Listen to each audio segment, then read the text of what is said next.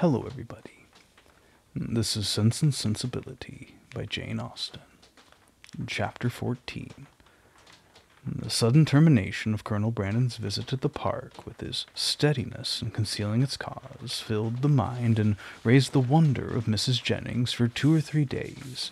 She was a great wonderer, as everyone must be who takes a very lively interest in all the comings and goings of all their acquaintance. She wondered with little intermission what could be the reason of it, was sure there must be some bad news, and thought over every kind of distress that could have befallen him, with a fixed determination that he should not escape them all. Something very melancholy must be the matter, I'm sure, said she. I could see it in his face. Poor man! I'm afraid his circumstances may be bad. The estate at Delaford was never reckoned more than 2,000 a year, and his brother left everything sadly involved. I do think that he must have been sent for about money matters, for what else can it be? I wonder whether it is so. I would give anything to know the truth of it. Perhaps it is about Miss Williams, and by the by I dare say it is, because he looked so conscious when I mentioned her. Maybe she's ill in town. Nothing in the world more likely, for I have a notion she's always rather sickly. I would lay any wager it's about Miss Williams. It is not so very likely he should be distressed in his circumstances now, for he's a very prudent man, and to be sure must have cleared the estate by this time. I wonder what it can be. Maybe his sister is worse at Avignon, and has sent for him over. His setting off in such a hurry seems very like it. Well, I wish him out of all this trouble with all my heart, and a good wife into the bargain.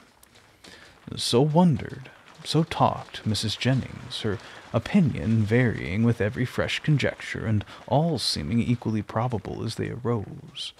Eleanor, though she felt really interested in the welfare of Colonel Brandon, could not bestow all the wonder on his going so suddenly away which Mrs. Jennings was desirous of her feeling. For besides that, the circumstances did not, in her opinion, justify such lasting amazement or variety of speculation, her wonder was otherwise disposed of. It was engrossed by the extraordinary silence of her sister and Willoughby on the subject, which they must know to be particularly interesting to them all. As the silence continued, every day made it appear more strange and more incompatible with the disposition of both. Why they should not openly acknowledge to her mother and herself what their constant behavior to each other declared to have taken place, Eleanor could not imagine. She could easily conceive that marriage might not be immediately in their power, for though Willoughby was independent, there was no reason to believe him rich.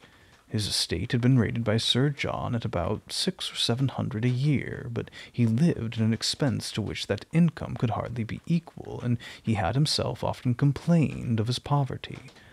But for this strange kind of secrecy maintained by them relative to their engagement, which in fact concealed nothing at all, she could not account, and it was so wholly contradictory to their general opinions and practice that a doubt sometimes entered her mind of their being really engaged, and this doubt was enough to prevent her making any inquiry of Marianne. Nothing could be more expressive of attachment to them all than Willoughby's behavior. To Marianne it had all the distinguishing tenderness which a lover's heart could give, and to the rest of the family it was the affectionate attention of a son and a brother. The cottage seemed to be considered and loved by him as his home. Many more of his hours were spent there than at Allenham, and if no general engagement collected them at the park, the exercise which called him out in the morning was almost certain of ending there, where the rest of the day was spent by himself at the side of Marianne, and by his favourite pointer at her feet.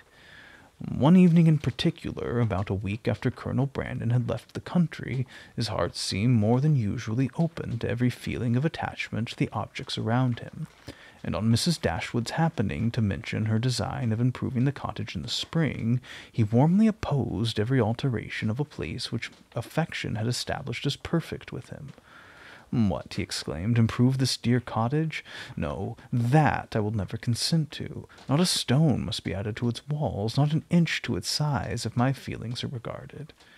"Do not be alarmed," said Miss Dashwood. "Nothing of the kind will be done, for my mother will never have money enough to attempt it." I'm heartily glad of it, he cried. May she always be poor if she can employ her riches no better. Thank you, Willoughby, but you may be assured that I would not sacrifice one sentiment of local attachment of yours, or of any one whom I love, for all the improvements in the world. Depend upon it that whatever unemployed sum may remain when I make up my accounts in the spring, I would even rather lay it uselessly by than dispose of it in a manner so painful to you. But are you really so attached to this place as to see no defect in it? I am, said he. To me it is faultless. Nay, more, I consider it as the only form of building in which happiness is attainable, and were I rich enough I would instantly pull Combe down and build it up again in the exact plan of this cottage. With dark narrow stairs and a kitchen that smokes, I suppose, said Eleanor. Yes, cried he in the same eager tone, with all and everything belonging to it, in no one convenience or inconvenience about it should the least variation be perceptible. Then and only under such a roof I might perhaps be as happy at Combe as I have been at Barton. I flatter myself, replied Eleanor, that even under the disadvantage of better rooms and a broader staircase you will hereafter find your own home as faultless as you now do this. There are certainly circumstances, said Willoughby, which might greatly endear it to me, but this place will always have one claim on my affection which no other can possibly share. Mrs. Dashwood looked with pleasure at Marianne, whose fine eyes were fixed so expressively on Willoughby as plainly denoted how well she understood him. How often did I wish, added he, that I was at Allenham this time 12-month, that Barton Cottage were inhabited. I never passed within view of it without admiring its situation, and grieving that no one should live in it. How little did I then think that the very first news I should hear from Mrs. Smith, when I next came into the country, would be that Barton Cottage was taken, and I felt an immediate satisfaction and interest in the event, which nothing but a kind prescience of what happiness I should experience from it can account for. Must it not have been so, Marianne? Speaking to her in a lowered voice. Then continuing his former tone, he said, And yet this house you would spoil, Mrs. Dashwood. You would rob it of its simplicity by imaginary improvement. And this dear parlour, in which our acquaintance first began, and in which so many happy hours have been since spent by us together, you would degrade to a condition of common entrance, and everybody would be eager to pass through the room, which has hitherto contained within itself more real accommodation and comfort than any other apartment of the handsomest dimensions in the world could possibly afford. Mrs. Dashwood again assured him that no alteration of the kind should be attempted. You are a good woman, he warmly replied. Your promise makes me easy. Extend it a little further, and I will make me happy. Tell me that not only your house will remain the same, but that I shall ever find you and yours as unchanged as your dwelling, and that you will always consider me with the kindness which has made everything belonging to you so dear to me. The promise was readily given, and Willoughby's behavior during the whole of the evening declared at once his affection and happiness. Shall we see you tomorrow to dinner? Said Mrs. Dashwood when he was leaving them. I do not ask you to come in the morning, for we must walk to the park to call on Lady Middleton. He engaged to be with them by 4 o'clock.